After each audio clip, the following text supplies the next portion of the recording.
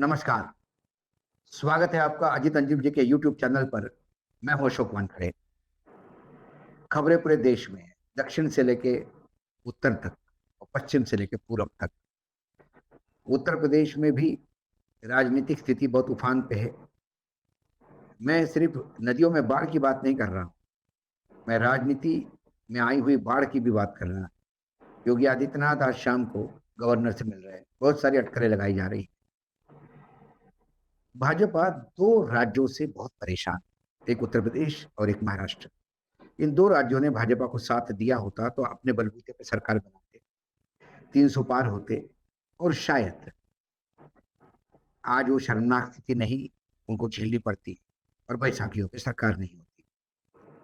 तो उत्तर प्रदेश की खबरें तो अजीत अंजुम जी के यूट्यूब चैनल पे लगातार आप देख ही रहे हैं, लेकिन महाराष्ट्र में ये बीजेपी अभी तय नहीं कर पा रही है कि वो चुनाव हारेगी। कई अलग अलग कारण गिनाए जा रहे हैं, लेकिन वो कारण उनके स्वयं के ही गले नहीं उतरते। वहां सबसे पहले तो उप मुख्यमंत्री, पूर्व मुख्यमंत्री देवेंद्र फडणवीस जी ने खुद ही कहा कि मैं ही रिस्पॉन्सिबिलिटी लेता हूं, इस्तीफा देता हूं और विधानसभा के लिए मेहनत करता हूं। ये बता के उन्होंने विधानसभा में अपना दांव फेंक दिया, लेकिन संगठन को लगा यदि इनका इस्तीफा लिया जाता है तो लोग हंसेंगे, क्योंकि सीटें ऊपर से दी हमने। जो कुकर्म करवाए वो दिल्ली ने करवाए, तो फिर इसका बलि क्यों ले। और यदि हारना ही है तो यदि बुरा प्रदर्शन महाराष्ट्र में है, देवेंद्र फडणवीस का इस्तीफा ले लिया, तो पूरे देश में बुरा प्रदर्शन के लिए फिर नरेंद्र मोदी जी का भी इस्तीफा हो जाना चाहिए। ऐसे कई चीजें का आकलन करने के बाद उन्होंने देवेंद्र फडणवीस की इस मांग को निरस्त कर दिया। फिर देवेंद्र फडणवीस ने बोलना शुरू कर दिया कि हम इसलिए हारे कि हमारे बारे में दुष्प्रचार किया गया विपक्ष द्वारा। क्या दुष्प्रचार किया कि ये संविधान बदलने जा रहे हैं, जबकि संविधान बदलने की कोई बात ही नहीं थी। तो दलित और ओबीसी भाइयों को इन्होंने अलग हमसे करने का प्रयास किया। ये दूसरा झूठ भी लोगों के गले नहीं उतरा, क्योंकि संविधान बदलने की बात विपक्ष ने नहीं की थी, बात इनके लोगों ने की थी, जिसको उठाया विपक्ष ने था। क्योंकि जब ये बोलने लगे थे कि 370 पार और 400 इसलिए चाहिए सीटें क्योंकि हमको संविधान बदलना है, जब इनके नजदीकी लोग ये बोलने लगे कि ये संविधान कूड़ा हो गया है, नया संविधान फिर से बनाना पड़ेगा, और लग रहा था कि मनुस्मृति लागू होगी, नए संविधान में रिजर्वेशन रहेगा, ये तमाम बातें विपक्ष ने उठाई। और विपक्ष ने इसी बात को उठाया क्योंकि बड़े बड़े लोग जो चुनाव लड़ रहे थे, जो बड़े ओहदे पे थे, और उसका खंडन पार्टी नहीं कर पा रही थी। इसका मतलब पार्टी उसमें हाँ कह रही थी। 2-3 फेज के चुनाव के बाद प्रधानमंत्री जी ने बोलना शुरू कर दिया कि अम्बेडकर जी भी आए तो संविधान नहीं बदलेगा, लेकिन बहुत देर हो चुकी थी। इसके बावजूद उन्होंने उनको गलत नहीं कहा जो लोग बोल रहे थे कि संविधान बदलेगा।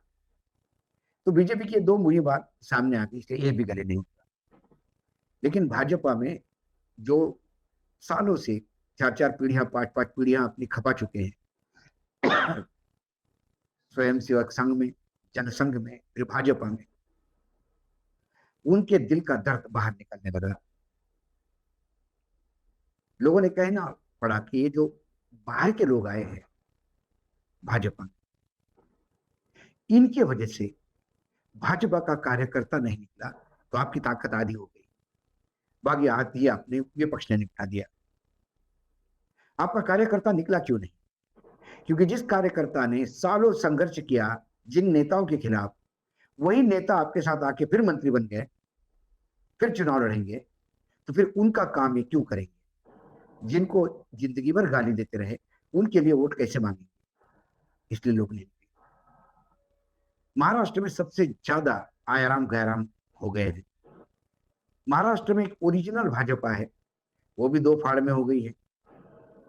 एक संघनिष्ठ भाजपा जो संघ को अपना सब कुछ मानती है, और एक भाजपा जो मोदी को सब कुछ मानती है। फिर बाकी बची हुई भाजपा में कांग्रेस भाजपा, कांग्रेस से भाजपा में आए, राष्ट्रवादी कांग्रेस भाजपा, राष्ट्रवादी कांग्रेस से आए हुए भाजपा, शिवसेना भाजपा, शिवसेना से छोड़ के जो भाजपा में आए, और एक MNS भाजपा, महाराष्ट्र नवनिर्माण सेना राज ठाकरे की, उनसे आए हुए लोग, उनका एक अलग गुट है। तो विभिन्न गुटों में तो विभिन्न गुटों में बटी हुई ये भाजपा क्या नतीजे अच्छे दिलवा पाती? ऐसे ही नतीजे आते हैं। दूसरी बात, जो भाजपा में लोग हैं वो मजबूरी में हैं, उनका मन नहीं है यहाँ पे। अशोक चौहान बेचारे का मन नहीं है बीजेपी में, मन कांग्रेस में है। ईडी सीबीआई के डर से गए हैं। तो जो बेमन से आए हो वो मन से कैसा काम करेंगे? तो नांदेड़ सीट जो बीजेपी की थी ओरिजिनल लोकसभा में, वो भी वो हार गए, अशोक चौहान साथ में होते हुए भी। ये सारी बात से कुछ समझना चाहिए। अब बीजेपी में सबसे बड़ा सूर निकला है कि आपने जो ये शिवसेना तोड़ी, ये जीवन में सबसे बड़ी गलती की। दूसरी गलती की आपने राष्ट्रवादी पार्टी तोड़ी, और तीसरी महाभयंकर गलती, अजित पवार को साथ में लिया। जब एकनाथ शिंदे के साथ आप सरकार चल रही थी, दोनों हिंदुत्व की बात कर रहे थे, जब लगातार लोगों को बताने का प्रयास कर रहे थे, तो उद्धव ठाकरे बाला साहेब ठाकरे के हिंदुत्व को कमजोर किया। शिवसेना बने, शिवसेना का हिंदुत्व जो बाला साहब ठाकरे का था, वो कांग्रेस और राष्ट्रवादी कांग्रेस पे जाके डायलूट हो, बर्बाद हो गया। तो ऐसे में लोगों को लग भी रहा था कि ठीक है, उद्धव ठाकरे ने डायलूट किया, तो इसलिए एकनाथ शिंदे जो सही मायने में बाला साहब ठाकरे की को पूजा करते हो, शायद गए हो हिंदुत्व के लिए। लेकिन फिर अजित पवार आने के बाद ये एक्सपोज हो गए। अजित पवार आने के बाद अब उद्धव ठाकरे, बीजेपी के पास या एकनाथ शिंदे के पास ये बात करने का चेहरा ही नहीं रहा कि हम हिंदुत्व के नाम से गए थे। तो फिर अब राष्ट्रवादी कांग्रेस पार्टी के साथ आपका हिंदुत्व कैसा टिका हुआ है? इस पे कोई जवाब। भ्रष्टाचार, महाराष्ट्र में भ्रष्टाचार विरोधी एक माहौल बना, और अजित पवार का भ्रष्टाचार, सबसे बड़ा भ्रष्टाचार कोऑपरेटिव बैंक का भ्रष्टाचार, सिंचन घोटाला, कई घोटाले हैं। उसके लिए उनको जेल में भेजने वाले फडणवीस उनको उप मुख्यमंत्री बना के अपने साथ कैसे बैठते, इसका जवाब कोई नहीं। प्रधानमंत्री जब कहते हैं कि मैं भ्रष्टाचारियों को जेल डालना चाहता हूं और विपक्ष भ्रष्टाचारियों को बचाता है, तो लोग इस बात पर ठहाके लगाते हैं, क्योंकि भ्रष्टाचारियों को जिनको सजा होनी चाहिए थी, जेल में जाना चाहिए था, उनको आपने मुख्यमंत्री बनाया, मंत्री बनाया, कैबिनेट में राणे जैसे लोगों को उप मुख्यमंत्री बनाया। अजित पवार को जिस विधायक के यहाँ ईडी की रेड पड़ रही थी और वो बेचारा जमानत के लिए भाग रहा था, वो सीधा आके शपथ लेता है कैबिनेट में, कोल्हापुर के मंत्री। तो कुल मिलाकर भ्रष्टाचार के खिलाफ भी आपकी लड़ाई खत्म हो गई, आपकी हिंदुत्व की भी लड़ाई खत्म हो गई, और जो लोग भ्रष्टाचार की लड़ाई लड़ रहे थे संघ के, वो ओंधे मुंह। इसलिए एक आवाज निकल रही है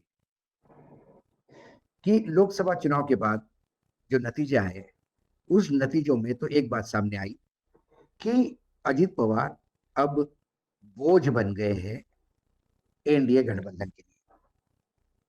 यदि मैं बात करूं तो बीजेपी को 2019 में 23 सीटें मिली थी, इस बार सिंगल डिजिट 9 पे आ गई।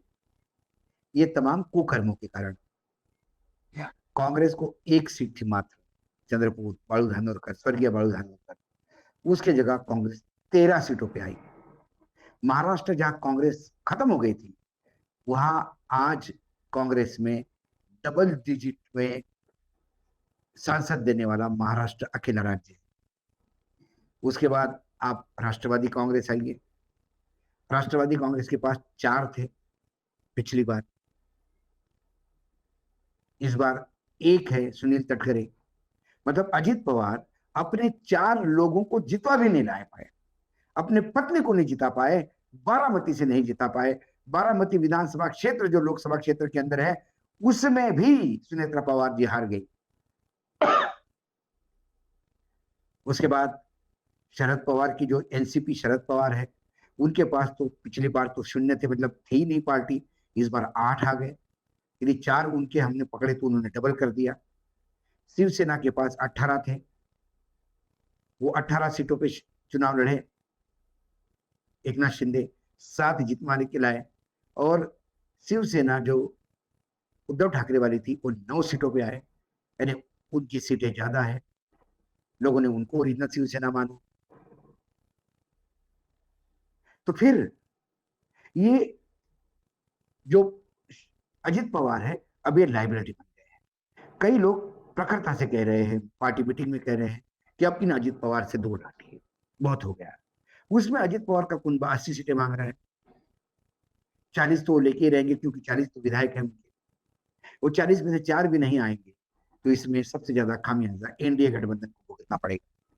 पिछले 2019 के मैं चुनाव के आंकड़े लूं यदि विधानसभा के, तो बीजेपी सबसे बड़ी पार्टी 105 सीटें थी, कांग्रेस 44 सीटों पर सीमित रही, एनसीपी जो शरद पवार के नेतृत्व में लड़ी 54 सीटें लेके आई, और शिवसेना जो उद्धव ठाकरे के नेतृत्व में लड़ी वो 56 सीटें लेके आई, निर्दलीय 13 आ गए।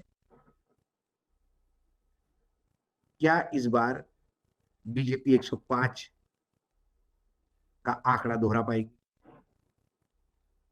कांग्रेस तो 44 ले आएगी, क्योंकि 1 से 13 होने सांसद उनके पास बहुत सारी जगह है करने।